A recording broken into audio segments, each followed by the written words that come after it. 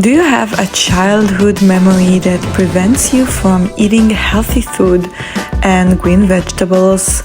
These foods are often neglected from our diet and we eat them infrequently only because we feel we have to. I have a few tips to help you heal your relationship with these veggies and even start loving them. In last week's video, I explained how I store herbs, and today I'll talk about the rest of the fresh greens.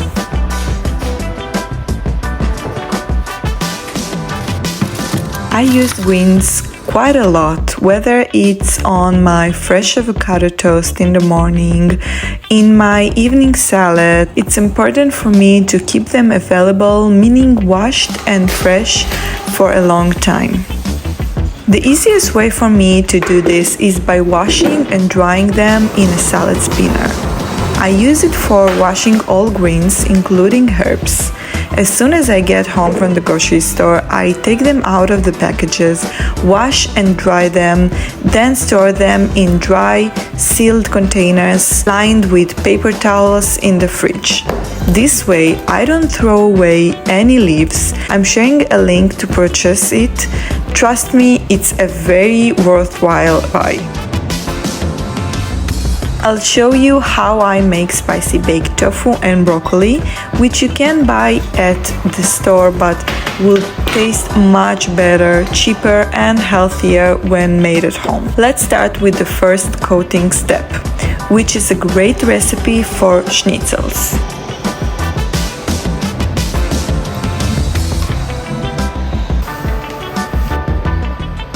I cut smoked tofu I had left and regular firm tofu, along with broccoli florets. I sliced the broccoli into medium pieces, not too thin.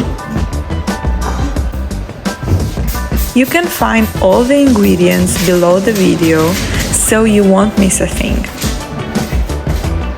I dip each tofu slice in chickpea flour, then transfer it to the batter and finally coat it with panko crumbs. I place them on a greased parchment-lined baking sheet.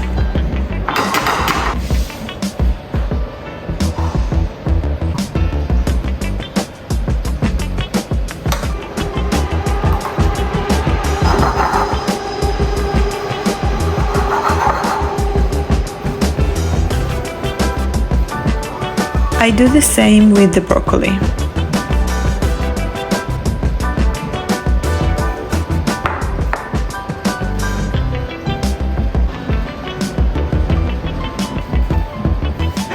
Although my oil spray isn't the most functional or best, it's still better than pouring oil over them.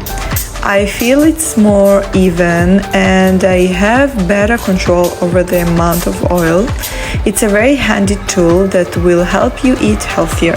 I put them in a preheated oven at 200 degrees Celsius for 20 minutes. Meanwhile, I'll start preparing the second coating.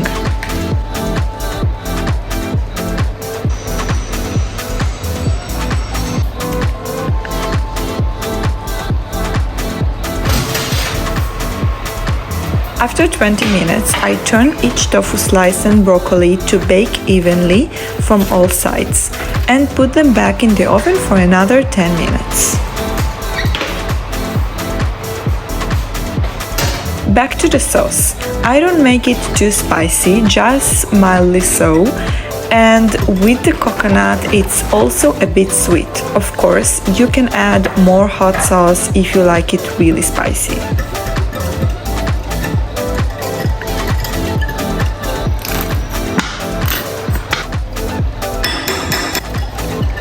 This is how they should look after 30 minutes in the oven. You can skip the second step and eat them like this, just add more spices in the first coating layer. I dip each piece in the sauce and return it to the tray. You can also toss the pieces in the sauce by shaking the container, which is both convenient and time-saving.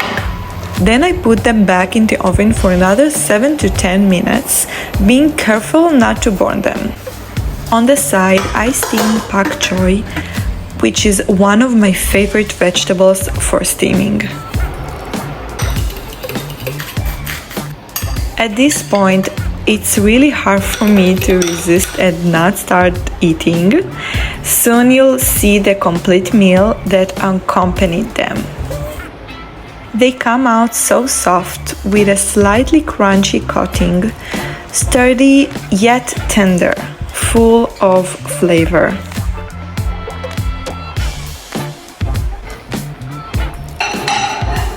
I made spiced rice with the steamed pak choy on the side.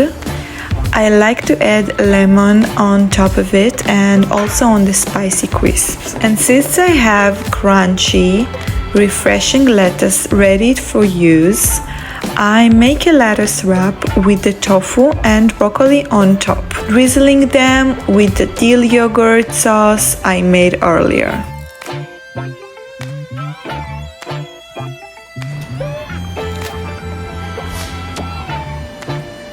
A tool I highly recommend and think every home should have is a steamer. Besides the speed at which the vegetables are ready, they become tender in just a few minutes, retain their nutrients, and can be used for so many greens and purposes. Here I just add salt, lemon, and toasted black sesame seeds, and everything feels so fresh and juicy. Another way I like to use the steamer is for cooking broccoli and cauliflower. I made a creamy, cheesy sauce for them and many other dishes made from cashews, spices, and water.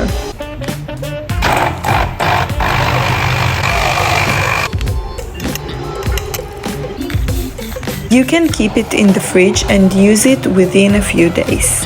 I love adding it almost on everything.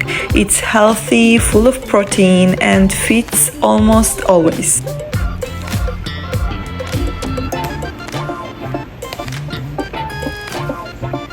You can find all the ingredients under the subscribe button, and of course, trust me, it will become a family member in your fridge.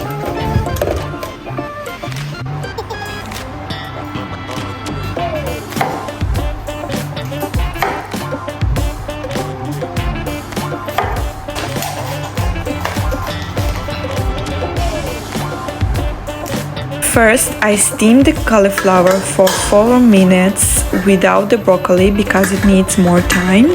Then I add the broccoli and steam it together for about 6 to 7 minutes until both are tender enough for a fork to come through and still hold their shape. I also made a tofu cucumber salad with a spicy peanut butter sauce, a frozen pizza that was lying in the freezer, and the cauliflower and broccoli that totally upgraded our meal. So today's tips mainly talked about greens we tend to ignore, but they can help with other things in the kitchen too. I hope you find these tips helpful and enjoy the video. I'd love to share more habits I've picked up that help me eat a bit healthier each time. I'm happy to hear from you and know that you liked it, so please share this video, comment and like, subscribe to my channel so I can continue creating similar content for you. Love you all. Bye.